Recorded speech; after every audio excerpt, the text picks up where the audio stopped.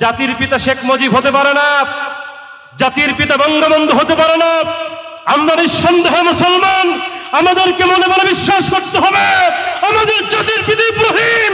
Slogan পরিবর্তন করতে হবে, শেখ মুজিব ফোরাদ্দিন, জাতির পিতা ইব্রাহিম। ঠিক করে বলে।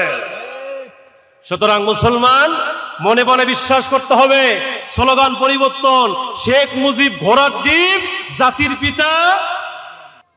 প্রায় 17 বছর ধরে আমরা জুলুমের শিকার ছিলাম।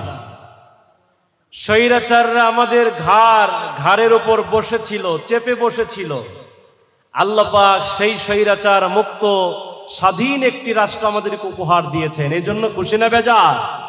সম্মানিত ভাইরা আমার, আমরা বলতে চাই এই কোরআনের মাহফিলগুলো সারা বাংলাদেশ উন্মুক্তভাবে হবে। কোন নাস্তিক আর মুরতাদেরা এই কোরআনের মাহফিলগুলোতে বাধা দিতে আসলে তাদের হাত ভেঙে দেওয়া হবে। ঠিক কিনা বলেন?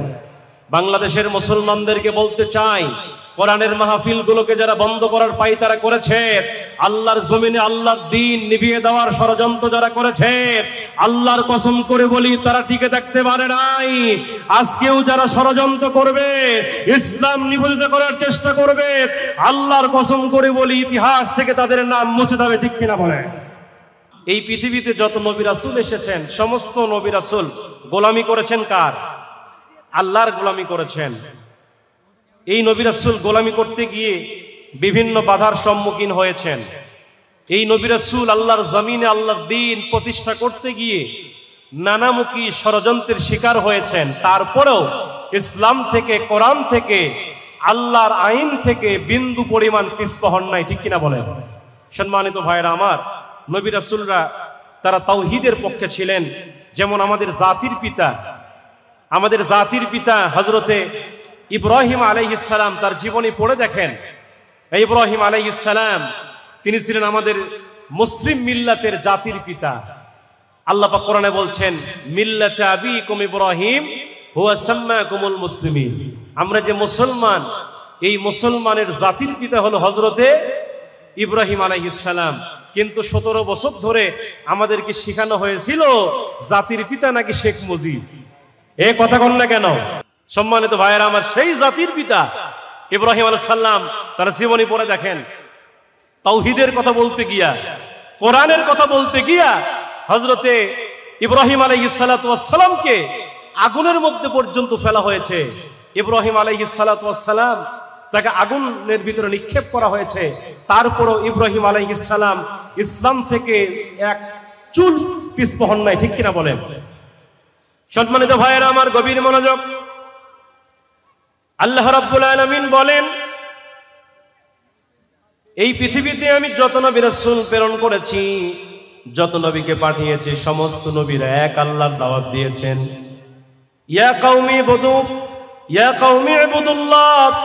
প্রত্যেক নবী রাসূল তার কওমকে এক দাওয়াত দিয়েছেন, তোমরা একমাত্র কেবলমাত্র আমি আল্লাহর গোলামি করো। সম্মানিত ভাইয়েরা আমার, হযরত ইব্রাহিম আলাইহিস সালাম তিনি এই কালেমার দাওয়াত দিতে গিয়া তার বাবা তার বিরুদ্ধে চলে গেলেন।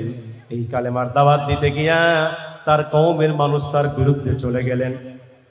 হযরত ইব্রাহিম আলাইহিস সালাতু ওয়াস সালামের বাবা ছিল আজর। এই আজর নিজে হাতে মূর্তি তৈরি করতেন, আবার এই মূর্তিগুলো বাজারে বিক্রি করতেন। সম্মানিত ভাইরা আমার, ইব্রাহিম আলাইহিস সালাতু ওয়াস সালাম বাবার বিরুদ্ধে পর্যন্ত কথা বলেছে। হযরত ইব্রাহিম আলাইহিস সালাতু ওয়াস সালাম তিনি মূর্তি পূজার বিরোধিতা করেছে। সম্মানিত ভাইরা আমার, তৎকালীন সময়ে প্রত্যেক বছরে তারা মেলা করত, মূর্তিদের মেলা করত, বিভিন্ন সাহিত্য কাজের মেলা করত। হযরত ইব্রাহিম আলাইহিস সালাতু ওয়াস সালামের কওমের মানুষেরা মূর্তিগুলা দেব মন্দিরে রেখে তারা সবাই চলে গেলেন মেলাতে। কিন্তু ইব্রাহিম আলাইহিস সালাম তিনি মেলায় গেলেন না। সবাই যখন মেলায় চলে গেল, ইব্রাহিম আলাইহিস সালাতু ওয়াস সালাম তিনি এবার মনে মনে চিন্তা করলেন, সবাই তো মেলায় চলে গিয়েছে, এই সুযোগে এই দেব মন্দিরের ভিতরে যতগুলো মূর্তি আছে সব মূর্তি ভেঙে আমি তছনছ করে দিব। আল্লাহু আকবার। হযরত ইব্রাহিম আলাইহিস সালাম তিনি তাই করলেন। সবাই যখন মেলায় চলে গেল, হযরত ইব্রাহিম আলাইহিস সালাতু ওয়াস সালাম তিনি এবার মন্দিরের মধ্যে ঢুকলেন। মন্দিরের মধ্যে ঢোকার পরে হযরত ইব্রাহিম আলাইহিস সালাম সমস্ত মূর্তিগুলো ভেঙে ফেললেন। মূর্তিগুলো ভেঙে ফেলবার পরে একটা বড় মূর্তি যেটা ছিল সেটাকে রেখে দিলেন। ওই বড় মূর্তির ঘাড়ে কোঠার রেখে দিলেন, কোড়াল রেখে দিলেন। মূর্তি ভাঙ্গার পরে কোড়াল যখন বড় মূর্তির ঘাড়ে রেখে দিলেন, এবার মেলা যখন শেষ হয়ে গেল, মেলা যখন সমাপ্ত হয়ে গেল, সবাই যখন বাড়িতে আসলো, বাড়িতে আসার পরে হযরতে ইব্রাহিম আলাইহিস সালাতু ওয়াস সালাম সব মূর্তি ভেঙেছে। তার কওমের লোকেরা যখন তারা সেই বাড়িতে চলে আসলো, বাড়িতে আসার পরে তারা মন্দিরের মধ্যে ঢুকলেন। মন্দিরের মধ্যে ঢোকার পরে তারা দেখতে পেলেন যে মূর্তিগুলো ভেঙে তছনছ করে ফেলেছে, শুধুমাত্র বড় একটা মূর্তিকে তারা ঠিক রাখছে। এই দৃশ্য দেখার পরে তারা চিন্তার মধ্যে পড়ে গেল, এই দেব মূর্তি, এই মূর্তিগুলো কে ভাঙলো, এই মূর্তিগুলোকে কে আক্রমণ করলো, কে মূর্তিগুলো ভাঙলো। তারা যখন এই কথা বলে বলে ঘুরতেছিল, হঠাৎ করে একজন বলতেছিল, আনতা ফাআলতা হাযা বিআলিহাতিনা ইয়া ইব্রাহিম। তাদের মধ্যে একজন বলে উঠল, এই মূর্তিগুলো সম্ভবত ইব্রাহিমই ভেঙেছে। আল্লাহু আকবার বলেন। এই মূর্তিগুলো হয়তো ইব্রাহিম ভাঙছে, কারণ ইব্রাহিম আলাইহিস সালাম সে কখনো মূর্তি পছন্দ করতেন না, মূর্তির বিরোধিতা করতেন। আমরা সবাই মেলায় চলে গিয়েছি, এই সুযোগে ইব্রাহিম হয়তো এই মূর্তিগুলো ভাঙছে, সুতরাং ইব্রাহিমকে ডেকে আনো। এবার জাতির পিতা হযরত ইব্রাহিম আলাইহিস সালাতু ওয়াস সালামকে এবার ডেকে আনা হলো। ইব্রাহিম আলাইহিস সালাতু ওয়াস সালামকে ডাকার পরে এবার তার কওমের লোকেরা বলছে, হে ইব্রাহিম, তুমি সত্য করে বলো, আমাদের এই মূর্তিগুলো কে ভাঙছে, আমাদের মূর্তিগুলো কে ভাঙছে? ইব্রাহিম আলাইহিস সালাম এবার ডাকতে বলছে, আমাকে কেন জিজ্ঞেস করতেছো? যেই মূর্তিগুলো ভাঙছে ওই মূর্তিগুলোকেই জিজ্ঞেস করো, তাদেরকে কে ভাঙছে। তারা যদি কথা বলতে পারে। এবার তারা ডাকতে বলতেছে, এরা তো কথা বলতে পারে না, এরা তো কথা বলতে পারবে না। ইব্রাহিম আলাইহিস সালাতু ওয়াস সালাম এবার ডাকতে বলতেছে, যেই বড় মূর্তি আছে, যেই বড়টা আছে, যার ঘাড়ে কুটার ঝুলানো আছে, এরে জিজ্ঞেস করো এগুলোকে কে ভাঙছে। তারা কাল্লাটা নিচু করে ডাকতে বলছে, আমাদের বড় মূর্তিও বলতে পারবে না কে ভাঙছে। তাদের তো কোনো ক্ষমতা নাই, তাদের তো কোনো পাওয়ার নাই, তাদের গায়ে একটা মশা মাছি পড়লে সেটাও খেদাতে পারে না, তারা কেমনে বলবে মূর্তি কে ভাঙছে। এবার যখন তারা এই কথা বলল, হযরত ইব্রাহিম আলাইহিস সালাম তখন তাদেরকে লক্ষ্য করে বললেন, ও আমার কওমের লোকেরা, ও আমার জাতির লোকেরা, তোমরা কি এমন এমন মূর্তিগুলোর ইবাদত করো যারা কথাও বলতে পারে না, যারা শুনতেও পারে না? তোমরা এই মূর্তিগুলোর পূজা ছেড়ে দিয়া এক আল্লাহর ইবাদত তোমরা করো। এই মূর্তিগুলো তোমরা কেন ইবাদত করো, যেগুলো তোমরাই বানাও, আবার তোমরা এগুলোর পূজা করো, তোমরা এদেরকে রব বলে মনে করো? না, এরা পারে তোমাদের উপকার করতে, না পারে তোমাদের ক্ষতি করতে। এগুলোর গায়ে মশামাছি পড়লে এটাও দূর করতে পারে না। তাহলে এদের উপাসনা তোমরা কেন করো? এক আল্লাহকে বাদ দিয়া এদের ইবাদত করে তোমরা মুশরিক হয়ে শিরিক করতেছো। ইব্রাহিম সালাম যখন এক আল্লাহর যখন দাওয়াত দিতে লাগলেন, তার কওমের মানুষগুলো চিন্তা করলো, ইব্রাহিম যেভাবে মূর্তির বিরুদ্ধে কথা বলা শুরু করছে, মূর্তি ভাঙ্গা শুরু করছে, সুতরাং ইব্রাহিমকে এই মুহূর্তে আমরা হত্যা করব। নাউজুবিল্লাহ বলবেন না? ইব্রাহিম নবী, এখান থেকে বোঝা যায় ইব্রাহিম নবী মূর্তি তৈরি করছে না মূর্তি ভাঙছে? এই জোরে কোন মূর্তি তৈরি করছে না মূর্তি ভাঙছে? এই বাংলাদেশেও স্বৈরাচার হাসিনা তার বাবার মূর্তি তৈরি করে সারা বাংলাদেশের বিভিন্ন মোড়ে মোড়ে তৈরি করেছিল। ওই সময় বাংলাদেশের আলেমরা সেই স্বৈরাচার হাসিনার বিরুদ্ধে, মূর্তির বিরুদ্ধে কথা বলতে গিয়ে তাদেরকে মামলা দেওয়া হয়েছে। ঠিক করে বলে আজকে আমরা দেখতে চাই সেই স্বৈরাচার কই? মূর্তি কি আছে? এই মূর্তি কি আছে? 5 আগস্ট দেশ স্বাধীন হয়েছে, আজকে তো 5 তারিখ, 6 তারিখ, আজকে 6 তারিখ, গতকালকে দিয়ে 1 মাস হয়ে গেছে আমার বাংলা স্বাধীন হয়েছে। আমরা 1952 দেখি নাই, আমরা 1969 দেখি নাই, আমরা 1971 সাল দেখি নাই, কিন্তু আমরা 2024 দেখেছি। এখান থেকে বাংলাদেশের মানুষকে শিক্ষা নিতে হবে, যদি মুসলমানদের বিরুদ্ধে, ইসলামের বিরুদ্ধে ষড়যন্ত্র করে বাংলাদেশের মুসলমান উপর থেকে লুঙ্গি কেড়ে নামাবে। ঠিক কিনা বলে? আজকে তারা বাংলাতে জায়গা পায় নাই। কোরআনের পাখি আল্লামা বলেছিলেন, সেই বীর চট্টগ্রাম ময়দানে আল্লামা দেলোয়ার হোসেন সাঈদী তাফসীর করতে গিয়ে বলেছিলেন, এই যে মানুষগুলো 1971 সনের, তিনি বলেছিলেন 1971 সনের যুদ্ধের সময় আমি সাঈদীর গায়ে একটা কাদা বা বালি লাগে নাই, ঠিক কিনা বলেন? আজকে আমাকে বানানো হয়েছে রাজাকার, আমাকে বানানো হয়েছে ধর্ষণকারী, কিন্তু সে আল্লামা সাঈদী বলেছিলেন সেই বীর চট্টগ্রাম ময়দানে ভিজা বেড়ালের মতো 500 বছর বেঁচে থাকার লাভ নাই, সিংহের মতো 1 ঘন্টা বাঁচতে চায়। সেই সাঈদীর কথা হুবহু মিলে গেছে। তিনি বলেছিলেন মামু বাড়ি দিল্লি গিয়ে পড়বা, কথা কন না কেন? এমন কাম হবে, এমন মার হবে, ইন্দুরের গর্ত খুঁজে পাবা না। বাংলাদেশে কি জায়গা হয়েছে? চলে গেছে স্বামীর দেশে, কথা কন না একেবারে। সম্মানিত ভাইয়েরা আমার, তবে আমরা এই বাংলাদেশ ইতিহাস থেকে আমরা শিক্ষা নিব।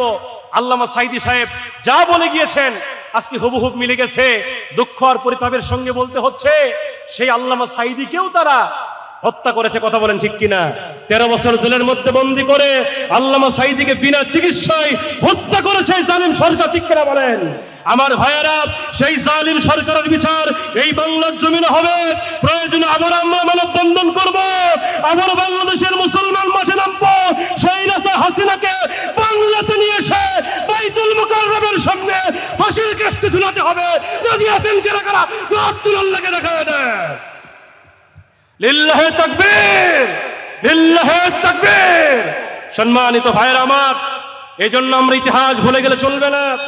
আজকে আমরা আফসোসের সঙ্গে বলতে হচ্ছে, কষ্ট নিয়ে বলতে হচ্ছে, দেশ স্বাধীন হলো, কত কয়েদি জেল থেকে মুক্তি পেল, কত কয়েদি জেল থেকে বের হচ্ছে, আমরা সবাইকে দেখতে পাচ্ছি। কিন্তু যদি আজকে কোরআনের পাখি বেঁচে থাকতো, আবারও তিনি জেল থেকে মুক্ত পেতেন, জেল থেকে বের হতেন, আবারও তিনি হাজার হাজার লক্ষ লক্ষ কোটি কোটি মানুষের সামনে নাহমাদুহু বলে কোরআনের তাফসীর করতেন, ঠিক কিনা বলেন? সম্মানিত ভাইয়েরা, আমরা দোয়া করছি আল্লামা কোরআনের পাখিকে আল্লাহ পাক যেন জান্নাতের সর্বোচ্চ মাকাম দান করেন, সকলে আল্লাহুম্মা আমিন। সম্মানিত ভাইয়েরা আমার, আসুন আল্লাহ রাব্বুল আলামিন নবী ইব্রাহিম আলাইহিস সালাতু ওয়াস সালামকে তারা সিদ্ধান্ত নিয়ে ফেললো যে ইব্রাহিম মূর্তির বিরুদ্ধে স্লোগান দিচ্ছে, মূর্তির বিরুদ্ধে কথা বলছে, সুতরাং ইব্রাহিমকে আমরা আগুনের মধ্যে নিক্ষেপ করবো। জোরে কোন নাউজুবিল্লাহ। আমার মুসলমান ভাইয়েরা গভীর মনোযোগ। সাইয়্যিদিনা হযরত ইব্রাহিম আলাইহিস সালাতু ওয়াস সালামকে এবার তার কওমের লোকেরা সিদ্ধান্ত নিয়ে ফেললো, আমরা ইব্রাহিমকে আগুনের মধ্যে নিক্ষিপ্ত করব, আগুনের মধ্যে আমরা ফেলে দিয়ে তাকে হত্যা করব। আমার ভাইয়েরা, তৎকালীন সময়ে তারা এবার আপনার কি বলে নমরুদ, এরপরে আপনার আজর, সবাই মিলে তারা কি করলো, একটা চরক তৈরি করলো। সেই চরকে ইব্রাহিম আলাইহিস সালাতু ওয়াস সালামকে সেই চরকে উঠায়া ইব্রাহিম আলাইহিস সালামকে আগুনের মধ্যে নিক্ষেপ করা হলো। ইব্রাহিম আলাইহিস সালাম আগুনের মধ্যে যখন নিক্ষিপ্ত হলেন, আগুনের মধ্যে নিক্ষিপ্ত হবার পরে হযরত ইব্রাহিম আলাইহিস সালাতু ওয়াস সালামের জন্য আল্লাহ পাক ফেরেশতা পাঠিয়ে দিলেন। ফেরেশতা ডাকতে বলছে, আল্লাহর পয়গম্বর ইব্রাহিম, ও ইব্রাহিম, আপনি তো আগুনের মধ্যে নিক্ষিপ্ত হয়েছেন, আপনি আমাদের কাছে সাহায্য চান, আমরা আপনার সাহায্য করব, আমরা নিমিষের মধ্যে আগুনটাকে নিভায়ে দেব। ইব্রাহিম আলাইহিস সালাম তখন বললেন, ও আল্লাহর ফেরেশতা, আমি কেন তোমাদের কাছে সাহায্য চাইব? তোমাদের কাছে কেন আমি সাহায্য চাইব? যে আল্লাহর কথা বলতে গিয়া, যে আল্লাহর দাওয়াত দিতে গিয়া আমি ইব্রাহিম আগুনের মধ্যে নিক্ষিপ্ত হয়েছি, ওই আল্লাহকে আমাকে দেখে না? আল্লাহু আকবার বলেন। ওই আল্লাহকে এই দৃশ্য কি দেখতেছে না? ইব্রাহিম আলাইহিস সালাম এই কথা যখন বলতেছিল, সঙ্গে সঙ্গে আল্লাহ পাক আয়াত নাজিল করে জানায় দিলেন, কুল্না ইয়া নারু কুনি বারদাও ওয়া সালামান আলা ইব্রাহিম। আল্লাহ রাব্বুল আলামিন সঙ্গে সঙ্গে আগুনকে অর্ডার করলেন আর বললেন, হে আগুন, তুমি ইব্রাহিমের জন্য শান্তিদায়ক হয়ে যাও। আল্লাহু আকবার বলেন। ইব্রাহিমের জন্য আগুনটা আরামদায়ক হয়ে গেল, না গরম না ঠান্ডা, একেবারে এয়ার কন্ডিশন। সুবহানাল্লাহ কবেন না? ইব্রাহিম আলাইহিস সালাম শেষ বয়সে যখন বয়োবৃদ্ধ হয়েছিলেন, তখন তার নাতিদের সঙ্গে যখন গল্প করতেছিলেন, ইব্রাহিম নবী তখন বলেই ফেললেন যে আমি আমার এই জীবদ্দশার সবচাইতে ওই সময় সবচাইতে বেশি শান্তিতে ছিলাম যেই সময় নমরুদের অগ্নিকুণ্ডের মধ্যে ছিলাম, সুবহানাল্লাহ কোন। তাহলে আল্লাহ পাক আগুনের ভিতরে ইব্রাহিমকে বাঁচাইছে কিনা? জোরে কোন, বাঁচাইছে কিনা? আল্লাহ পাক মুসাকে ওই ফেরাউনের হাত থেকে আল্লাহ পাক লোহিত সাগরের মধ্যে বাঁচাইছে কিনা? যেই ফেরাউন নিজেকে খোদাই দাবি করেছে, আনা রব্বুকুমুল আলা, ফেরাউন বলে আমি তোমাদের রব, আমি তোমাদের খোদা। এবার মুসা বলতেছে না, তোমরা আমার খোদা হতে পারো না, খোদা হচ্ছে আল্লাহ। খোদাকে ফেরাউন মানলো না, ফেরাউন বলে আমি খোদা। মুসা বলে না, আমি তোমার খোদা হিসেবে মানি না। এবার ফেরাউন বলতেছে মুসাকে তাহলে হত্যা করবো। নাউজুবিল্লাহ করবেন না। ফেরাউন মুসাকে হত্যা করার পরিকল্পনা করলো। মুসা আলাইহিস সালাতু ওয়াস সালামকে হত্যা করবেন। মুসা আলাইহিস সালাম উম্মতদেরকে নিয়ে তিনি দৌড় মারলেন, সুবহানাল্লাহ কোন।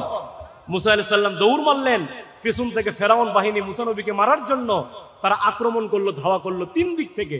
মুসা আলাইহিস সালাম দৌড়াইতে দৌড়াইতে লোহিত সাগরের কাছে গিয়ে যখন চলে গেছে, তখন সেখানে ব্রেক দিলেন, সামনে যেতে পারলেন না। এবার ডান দিকে তাকায় দেখে ফেরাউন বাহিনী, বাম দিকে তাকায় দেখে ফেরাউন বাহিনী, পিছন দিকে তাকায় দেখে ফেরাউন বাহিনী, আর সামনে লোহিত সাগর। মুসা নবীর উম্মতেরা বলছে, ও মুসা, আজকে তো আমরা ধরা পড়েই গেলাম, আজকে আমরা ধরা পড়েই গেলাম, আজকে আমরা কোথায় পালাবো? ফেরাউন তো আমাদেরকে ধরে ফেলবে।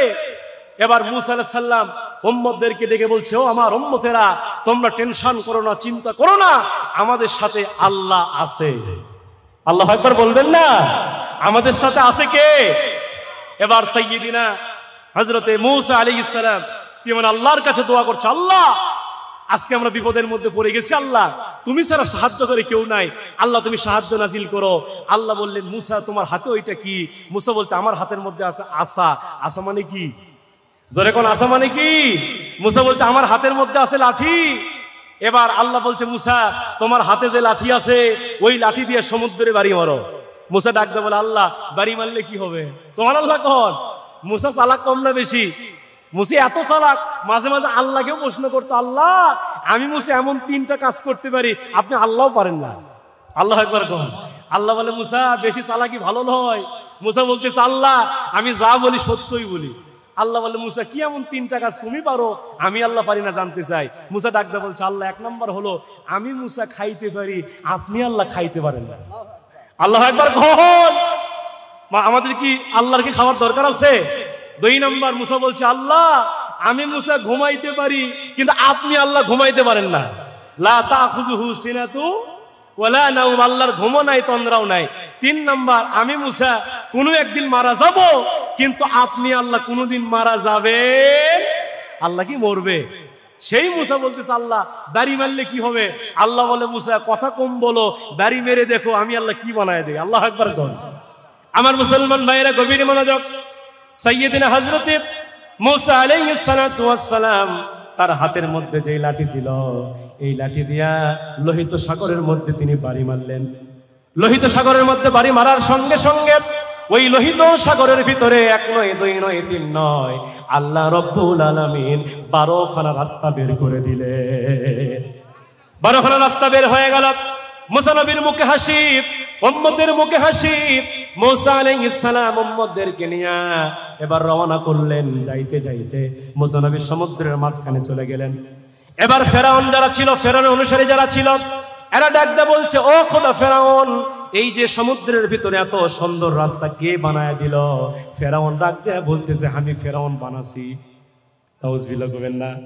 ফেরাউন বলতেছে, আমি বানাইছি।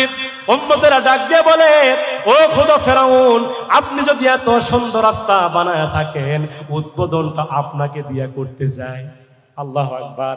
এবার মুসা ফেরাউন এবার দুইটা চিন্তা করতেছিল।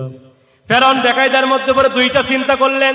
এক নম্বর চিন্তা করলেন, যদি এই লোহিত সাগরের রাস্তা দিয়ে হেঁটে যায়, মাঝখানে গেলে না জানে আমার কপালে কি আছে, আর যদি এই মুহূর্তে না হাঁটি আমার খোদাগিরি চলবে না, ক্ষমতার চেয়ার টিকবে না, আগে চেয়ার বাঁচায়। এই কথা বল না কে? আগে ক্ষমতার চেয়ার টিকান লাগবে। ফেরাউন কি করলো? নিজের ক্ষমতার চেয়ার টিকে রাখার জন্য এবার লোহিত সাগরের রাস্তা দিয়ে হাঁটা শুরু করলেন। হাঁটা যখন শুরু করেছে, ফেরাউন বাহিনী সমুদ্রের মাঝখানে চলে গেছে। হযরতে মুসা আলাইহিস সালাম উম্মতদেরকে নিয়ে কিনারায় উঠে গেছে। ফেরাউন বাহিনী সমুদ্রের মাঝখানে, ফেরাউন যখন সমুদ্রের মাঝখানে চলে গেছে, আল্লাহ পাক রব্বুল আলামিন জিবরাইলকে ডাকদা বলছে, ও জিবরাইল তুমি তোমার খেলা শুরু করে দাও। আগে হয়েছে কোয়ার্টার ফাইনাল ম্যাচ, আগে হয়েছে সেমি ফাইনাল ম্যাচ, আজকে হবে ফেরাউনের সঙ্গে ফাইনাল ম্যাচ। তার মানে হচ্ছে খেলা হবে। এ জোরে কোন খেলা হবে? বাংলাদেশের নাস্তিকরাও বলেছিল খেলা হবে। আমি বলি, ও কাউয়া কাদের কাকা, আজকে তুমি কই? তুমি না খেলতেই তুমি তো আউট হয়ে গেছো। শামীম ওসমান কাকা কই আমি দৈনিক 80 রাকাত তাহাজ্জুদ পড়ি। কাকা কই এখন? কথা কন না কেন? এত বলছে খেলা হবে, আসো খেলা হবে।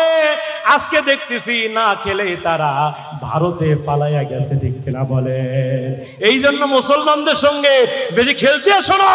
মুসলমানেরা এমন খেলা শিখাবে জীবনে খেলার নাম মুখে নিতে পারবে না, ঠিক কিনা বলেন? সম্মানিত ভাইয়ের আমার, ওই লোহিত সাগরের ভিতর ইঁদুরের মতো সুবাইয়া সুবাইয়া ফেরাউনকে খতম করছে কে? জোরে কোন কে? যে আল্লাহ ফেরাউনকে খতম করছে, ওই আল্লাহ কি এখনো আছে? জোরে কোন আছে? এই জন্য আপনাকে বিশ্বাস করতে হবে, আমাকে বিশ্বাস করতে হবে, ওই আল্লাহ এখনো আছে। সুতরাং কেউ যেন আর ফেরাউনের মতো না হয়। এ কথা কোন না কে? কেউ যেন আর ফেরাউনের ভূমিকা পালন না করে, ফেরাউনের উত্তরসূরি না হয়। যদি ফেরাউনের ভূমিকা নিয়ে আবার যদি কেউ আসে, বাংলাদেশের মুসলমান জুতা পিটা করবে, ঠিক কিনা বলেন?